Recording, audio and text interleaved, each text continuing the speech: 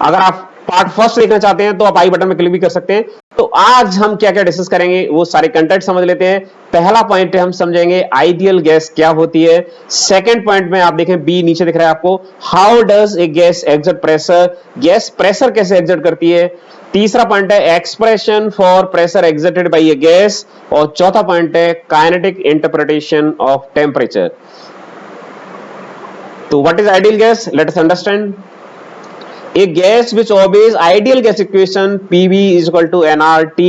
First video में हमने इसकी बात की थी। इस इक्वेशन को हम बोलते हैं ideal gas equation, PV is equal to nRT। इस इक्वेशन को हम बोलते हैं आइडियल गैस इक्वेशन। जो गैस इस इक्वेशन का पालन करेगी वो कहलाएगी आइडियल गैस इक्वेशन। जो बच्चा पापा की आज्ञा का पालन करेगा वो कहलाएगा पापा का प्यारा बच्चा।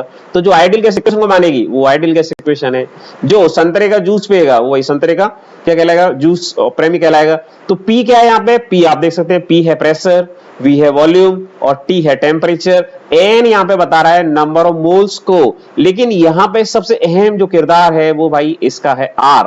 R है यूनिवर्सल गैस कांस्टेंट, और इसकी वैल्यू हमेशा हर गैस के लिए फिक्स होती है। इसका मान है 8.314 जूल पर मोल केल्विन। बच्चों इसको दिमाग में छाप लो, इसको दिमाग में हमेशा याद रखो, बहुत ही महत्वपूर्ण वैल्यू है। यूनिवर्सल गैस कांस्टेंट की वैल्यू क्या होती है, 8.314 जूल पर मोल केल्विन। जो नॉर्मल एग्जाम होते हैं, छोटे एग्जाम होते हैं, उनमें वैल्यू सीधी सीधी भी पूछी जाती है। बाकी नीट वगैरह में इसका इस्तेमाल होता है, न्यूमेरिकल्स में काफी ज्यादा इस्तेमाल होता है। तो आपको आइडियल गैस इक्वेशन फिर से दोहरा देते हैं। ऐसी गैस जो आइडियल गैस इक्वेशन का पालन करती है उसे बोलते हैं परफेक्ट गैस या ideal gas. In the derivation of ideal gas equation, two assumptions are taken। जब आइडियल गैस इक्वेशन को ड्राइव किया जाता है तो दो assumption लिए जाते हैं। पहले assumption क्या है, size of gas molecules is very very small, almost negligible. जो साइज है गैस के मॉलिक्यूल्स का वो बहुत ही छोटा है, नन्ना मुन्ना सा है, वो एकदम प्यारा बच्चा है, मतलब खली के साइज में एक चींटी है, नहीं केजरीवाल है, केजरीवाल नहीं, चींटी है। ये दो गैस के मॉलिक्यूल्स हैं, इनके बीच की दूरी है सपोज कर लेते हैं 15 सेंटीमीटर। तो इनका जो साइज होगा वो ऑलमोस्ट नेग्लिजिबल होगा। किसका, मॉलिक्यूल्स का जो साइज होगा वो ऑलमोस्ट नेग्लिजिबल रहने वाला है। ओके आगे बढ़ते हैं हम और बात करते हैं किसकी,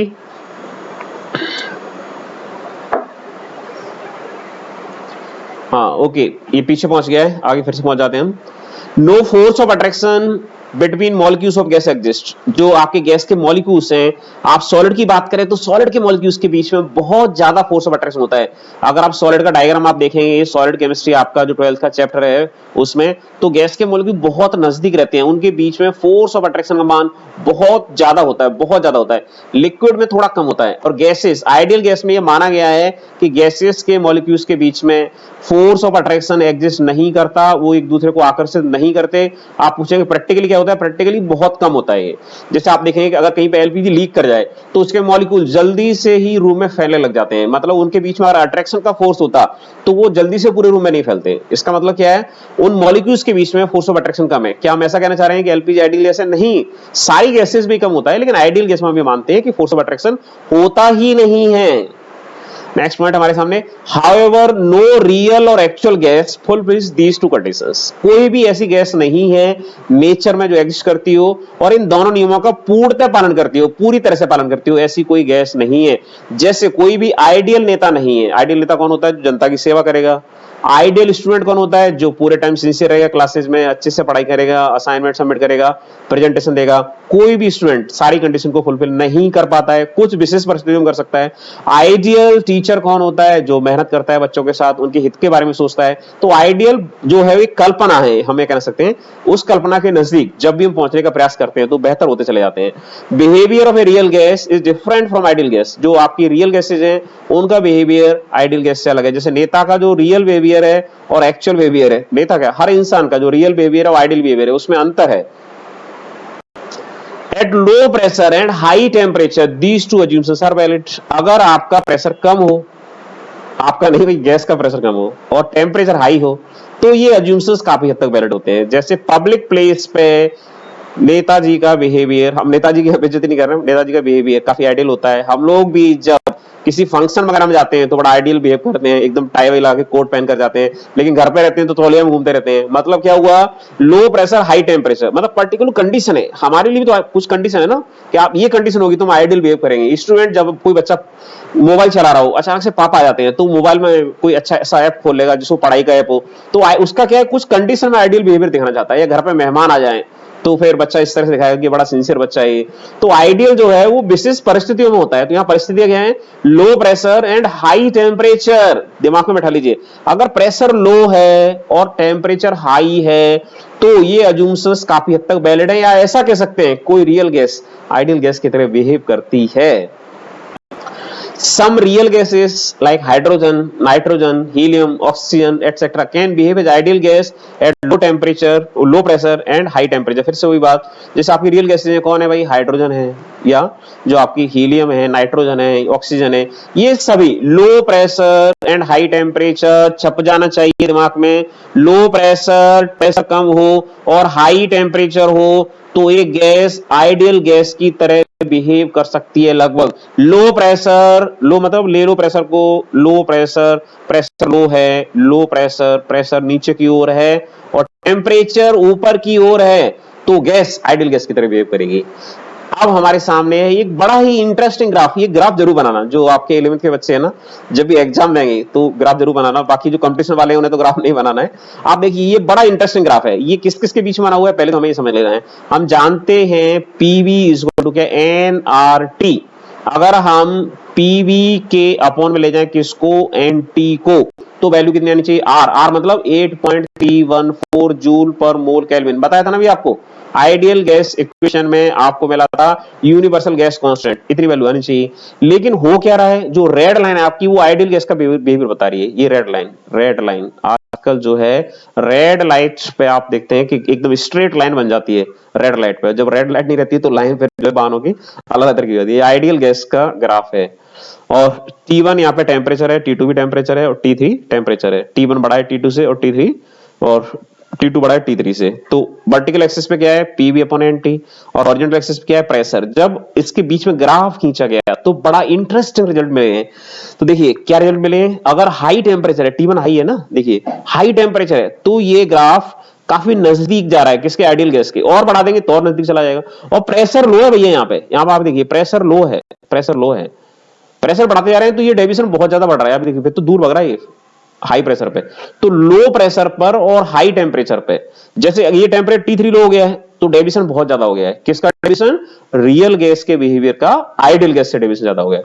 तो अगर टेम्परेचर रखेंगे हाई और प्रेशर रखेंगे लो तो गैस बिहेव करेगी आइडियल गैस की तरह। How does a gas exert pressure, let us see. Gas exert pressure due to the continuous collisions of its molecules with the walls of the vessel. जो molecules है gas के वो लगातार टक्कर मार रहे हैं, किसको टक्कर मार रहे हैं, जो आपका कंटेनर है, जो वेसल है, उसकी दीवारों से टक्कर कर रहे हैं। जैसे आपके घर में आपकी जो बाइक है या आपका जो कार है उसमें गैस के क्या भरी हुई है, हवा भरी हुई है, तो हवा के मॉलिक्यूल लगातार टक्कर मार रहे हैं किससे, टायर की सरफेस से, इसलिए उसमें तनाव रहता है। जो आपका बलून है, बलून में भी क्या हो रहा है, गैस के जो मॉलिक्यूल्स है, नन्हे मुन्ने जो मॉलिक्यूल है वो टक्कर करते रहते हैं लगातार, उसके कारण प्रेशर लगता है वहां पर। According to kinetic theory of gases, the molecules of gases are in state of continuous random motion. जो molecules हैं वो continuous random motion में, एक molecule जा रहा है हैदराबाद में, ये दूसरा जा रहा है अहमदाबाद में, और ये देखेगा आईपीएल नहीं T20 मैच, ये जा रहा है आपका अलवर और ये गया आपका मॉलिक्यूल कानपुर। तो सबकी डायरेक्शन कैसी है, अलग अलग डायरेक्शन में चल रही है, रैंडम मोशन है, कंटिन्यूस मोशन है लेकिन रैंडम मोशन है यहाँ पे। अगला है दे कोलाइड विद वन अनदर। भाई जब इतने सारे मॉलिक्यूल्स मूव करेंगे तो कोलाइड तो करना ही है, कोलिजन होना ही है। And also with the walls of the vessel. Ideal जो काइनेटिक थ्योरी ऑफ गैसेस थी उसमें यह माना गया था कि मॉलिक्यूल्स के बीच में जो कोलिजन होते हैं वो कोलिजन कैसे होते हैं, वो होते हैं इलास्टिक कोलिजन। इलास्टिक कोलिजन का मतलब है काइनेटिक एनर्जी कंजर्व रहती है, काइनेटिक एनर्जी कंजर्व रहती है, कंजर्व, और मोमेंटम भी कंजर्व रहता है। वैसे आपको बता दें कि मोमेंटम तो सारे कोलिजन में ही कंजर्व रहता है, चाहे आपका इलास्टिक कोलिजन हो और चाहे इन इलास्टिक कोलिजन हो, मोमेंटम तो कंजर्व रहता ही है। तो आपस में भी वो कोलाइड करते हैं और कंटेनर की दीवार के साथ भी तो कोलाइड करते हैं, इसकी वजह से लग रहा है वहां पे प्रेशर।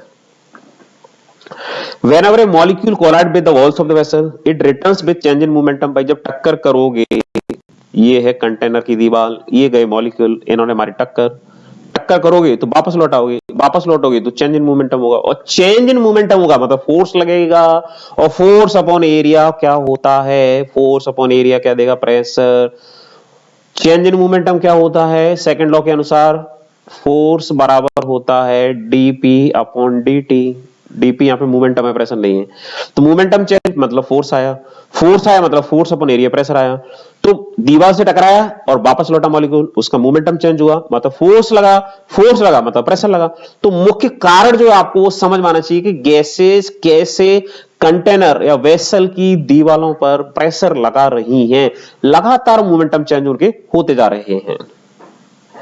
ये देखिए कितने प्यारे प्यारे मॉलिक्यूल्स हैं गैस के कंटेनर के अंदर, ये रंग बिरंगा कंटेनर, और ये मॉलिक्यूल बेचारे अभी तो आपको स्टेशन की अवस्था में दिख रहे हैं, ये टक्कर के लिए तैयार, ये गया धड़ाम से टक्कर, वापस चलेगा बेचारा, ये उससे नहीं टकराएगा, ये तो जाएगा इससे करेगा टक्कर भाई, और ये वापस जाएगा, ये इसकी मर्जी आएगी, मैं इधर जाऊं या उधर जाऊं, मेरी मर्जी।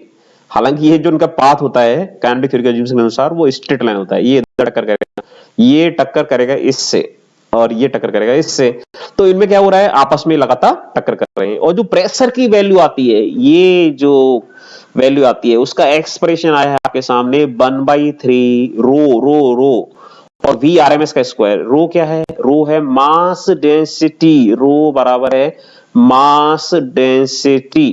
मास डेंसिटी क्या होती है आपको याद है, नहीं याद है तो याद दिला देते हैं, ये होता है मास पर यूनिट वॉल्यूम।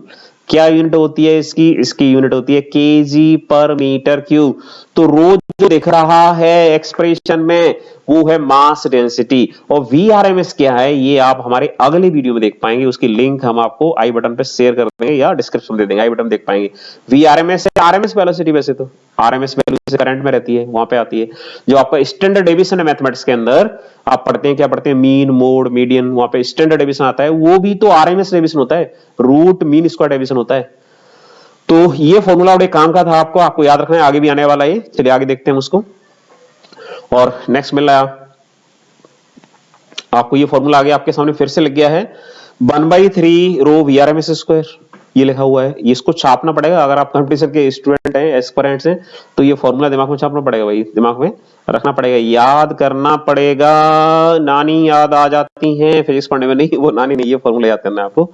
और इस पी का मान क्या होता है, पी का मान होता है n इंटू एम। एन क्या है देख लेते हैं, छोटा एन है number of molecules per unit volume. ये बड़ा चिपक गए हैं सारे, जब इक्वेशन लिखी गई थी चिपक गए, थोड़ा दूर दूर पढ़े इसको। Number of molecules per unit volume, और ये है आपका m बराबर mass of single molecule of A gas, किसी गैस के सिंगल मॉलिक्यूल का मास। ठीक है, आगे बढ़े। काइनेटिक इंटरप्रेटेशन ऑफ टेम्परेचर देखते हैं। कंसीडर 1 मोल ऑफ गैस, फिर से वो फॉर्मूला आया, 1 मोल है यहाँ पे, डेंसिटी को हम लिखना चाहते हैं, क्या लिखना चाहते हैं, मास अपॉन वॉल्यूम। तो ये वॉल्यूम गया यहां से भाग करके और P से गुणा कर लेगा, तो P से गुणा कर लिया, PV इक्वल टू बन गया हमें 1/3 mv RMS का स्क्वायर PV। और अगर हमें यहाँ पे हाफ mv स्क्वायर बन जाता तो मजा आ जाता, वो क्या होती, काइनेटिक एनर्जी होती, तो बना देते हैं 2/3, 2 का ऊपर नीचे मल्टीप्लाई कर दें, यहाँ पे 2 आ गया। अब ये जो बन रहा है बॉक्स के अंदर बन रहा है, ये क्या है, ये है काइनेटिक एनर्जी। मतलब हम पीवी को एक्सप्रेस करना चाहते हैं काइनेटिक एनर्जी के टर्म्स में, मतलब काइनेटिक एनर्जी को एक्सप्रेस करना चाहते हैं पीवी के टर्म्स में। बिल्कुल सही समझ रहे हैं आप, ऐसा ही होने वाला है यहाँ पे। तो आप देख सकते हैं हम यहाँ लिखने वाले हैं पीवी इक्वल टू 2/3 के ई। आपके कितने फॉर्मूले याद करने, सब करने भाई, सब काम में आने वाले हैं आपके। तो ये मिल गया हमें Pv इक्वल टू 2/3 के ई है काइनेटिक एनर्जी, और इसका मान है किसके बराबर, 3/2 प्रेशर इनटू वॉल्यूम के बराबर है। और यहाँ पे आप देख सकते हैं सारी चर्चा में 1 मोल की बात हो रही है, मोल एक ही लिया जा रहा है, तो इस पीवी को हम लिखने वाले हैं RT। तो हमने पीवी बराबर RT क्यों लिख दिया, पी बराबर RT, क्योंकि आइडियल गैस इक्वेशन कहती है P equal to N R T. बात किसकी हो रही है? सिंगल मोल की। तो सिंगल मोल मतलब एन का मान हो गया एक, एन का मान हो गया एक मतलब पीबी हो गया आर टी, पीबी हो गया आर टी, तो हमने पीबी के लिए लिख दिया आर टी। और काइनेटिक थ्योरी का हमारे सामने आ गया एक शानदार फॉर्मूला। क्या आ गया है? 3/2 आर टी। आर है यूनिवर्सल गैस कांस्टेंट और टी है टेम्परेचर। और फिर से हमने प्रेशर वाला फॉर्मूला लिखा और इस 3 का गुणा किया प्रेशर में और रो को ले आए नीचे, तो इससे मिल गया हमें क्या? वी आर एम एस का मान मिल गया है। किसके टर्म्स में मिल गया है? प्रेशर और डेंसिटी के टर्म्स में मिल गया है। और इस डेंसिटी को हमने लिखा मास अपॉन वॉल्यूम और इस वॉल्यूम को पहुंचा दिया ऊपर, तो आगे 3 पीबी और अल्टीमेटली आगे 3 RT upon M, 3 RT upon M, 3 RT upon M. ये मिल गया है हमें VRMS का एक्सप्रेशन। और इसी के साथ ये पार्ट कवर हो जाता है। बाकी आप डिटेल देखने के लिए आप थर्ड पार्ट में पूरा उसको डिग्रीज ऑफ फ्रीडम वगैरह के बारे में पढ़ने वाले हैं। Thank you very much.